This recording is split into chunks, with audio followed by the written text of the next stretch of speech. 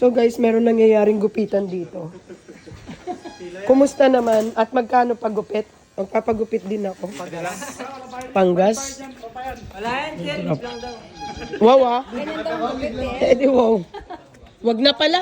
Bago na isip ko. So guys, ito na po yung gupit. Ito na po yung kauna-unahang gupit na natapos. Please comment. Papagupit ka rin, Kurt? Si Paolo. Si Paulo, papagupit ka din ba? Sakto sa'yo, lobat mo. So guys, baba ulit tayo. Tignan natin yung ginugupit. Second customer. Oh, tapos na. Ano ba yan? Kakababa ko lang. So, ito yung second customer. Ano ang masasabi mo sa gupit mo, Fred? Okay naman. Okay. Satisfy ka naman. Isang buwan. So, after 1 month pa. Kaya nga eh. Kung kayong gawang gupit, gagawin niya, no? Pisit, wag!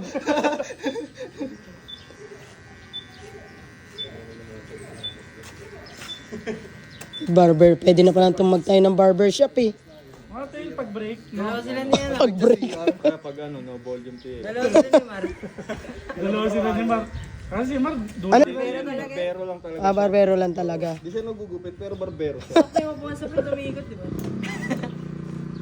Pero kasama siya sa ano, di ba, Tiel? Saan? Sa-adjust ngayon. Oo nga eh. Tapos hindi pala sasama eh, no? Ang galing. Humihina Oo, takli ka. Wala na. yung charger. Wala ba dito? Wala dito yung charger? Wala. Ano na, iiwan sa bahay pala. Type C ba yan? Para may ebidensya ka. Kulang yung paggupit sa'yo. Dahil wala ng battery.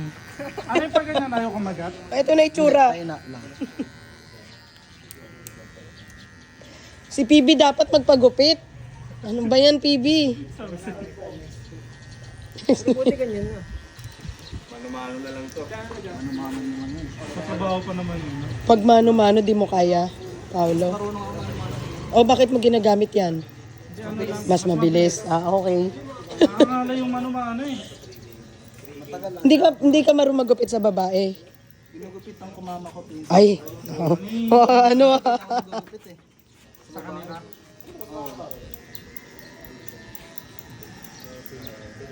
may customer ko, dumating. Grooming. Papa-grooming.